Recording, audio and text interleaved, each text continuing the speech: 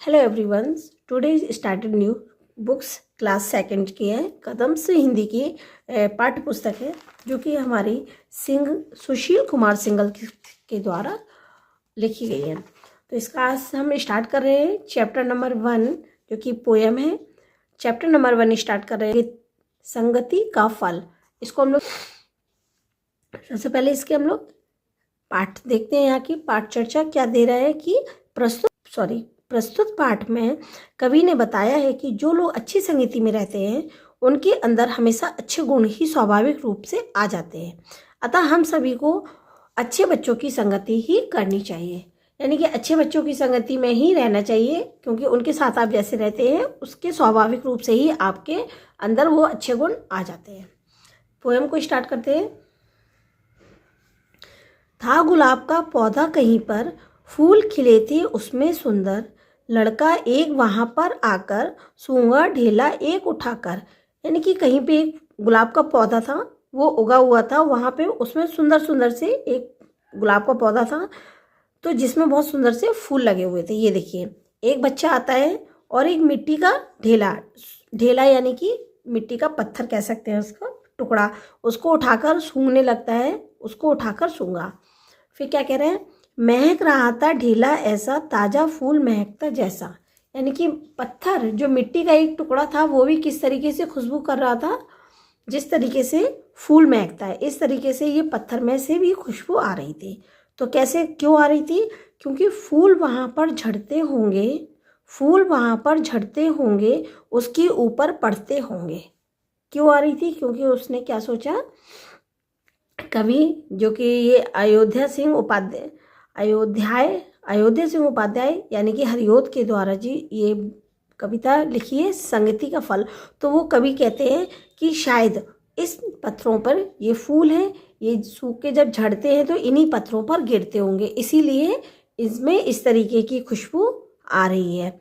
उसमें खुशबू आई, इससे क्या है, उसमें खुशबू आई।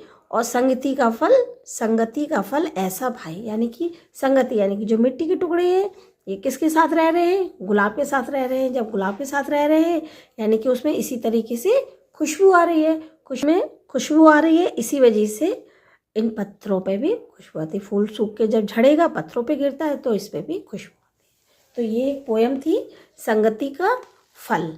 ओके, क्या है, एक बार हम लोग फिर देखते हैं। था गुलाब का पौधा कहीं पर, फूल खिले थे उसमें सुंदर, लड़का एक वहाँ पर आकर, सूंघा ढेला एक उठाकर। एक पत्थर को उठाकर उसने सूंघा। कहीं पर गुलाब का एक पौधा लगा हुआ था जिसमें बहुत सारे फूल उगे हुए थे। वहाँ पर एक बच्चा आया, एक पत्थर मिट्टी के टुकड़े होते ना पत्थर, उसको उठाकर उसको सूंघने लगा। महक रहा था ढीला जैसा, ताज़ा फूल महकता जैसा, है ना। महक रहा था ढीला ऐसा, ताज़ा फूल महकता जैसा, बिल्कुल ऐसे महक रहा था जैसे कि ताज़ा फूल महक रहा हो। फूल वहाँ पर झड़ते होंगे। कवि ने क्या कहा, वो सोच रहे हैं कि वहाँ पे जरूर फूल झड़ते होंगे, यानी कि जो फूल लगे हैं सूख के जब झड़ते हैं तो किस पे गिरते हैं, इन मिट्टी के ढेलों पर गिरते होंगे, उसके ऊपर पड़ते होंगे, इसीलिए इससे उसमें खुशबू आई।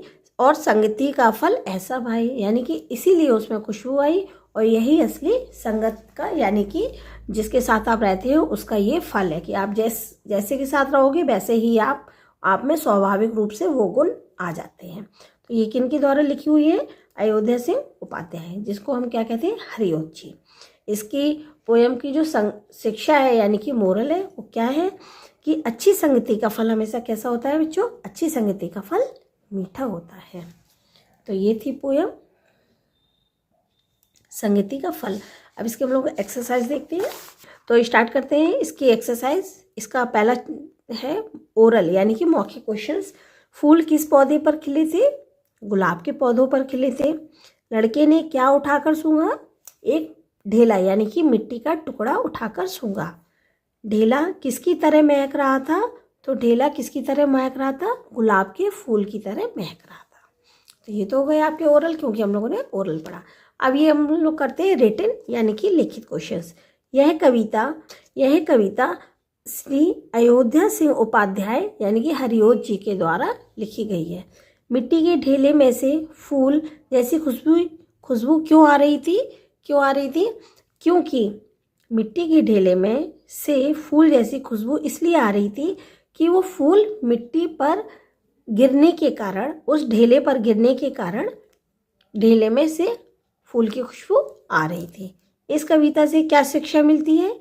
इस कविता से हमें यह शिक्षा मिलती है कि संगति का फल हमेशा मीठा होता है। ओके, चलिए आपका सही के सामने सही और गलत के सामने गलत का निशान लगाते हैं। किसी स्थान पर कमल के फूल खिले थे, तो किसी स्थान पर कमल के फूल खिले थे, तो किसके खिले थे? गुलाब के। तो इसलिए यह क्या है आपका? रॉन्ग। ढेला ताजे फूल की तरह महक रहा था, सही है। ढेला किसकी तरह महक रहा था? ताजे फूल की तरह। तो यहाँ पे क्या लगाएंगे? सही। लड़की ने ढेले को सूंघा, तो किसने सूंघा था? लड़के ने। तो यहाँ पे भी क्या आएगा आपका? क्रॉस। हमारे जीवन में संगति का बहुत प्रभाव पड़ता है। हमारे जीवन में एक संगति यानी कि जो कंपनी होती है, जो एक दूसरे के साथ में रहते हैं, उसका क्या प्रभाव पड़ता है? तो ये सही है कि हमारे जीवन में संगति का बहुत प्रभाव पड़ता है।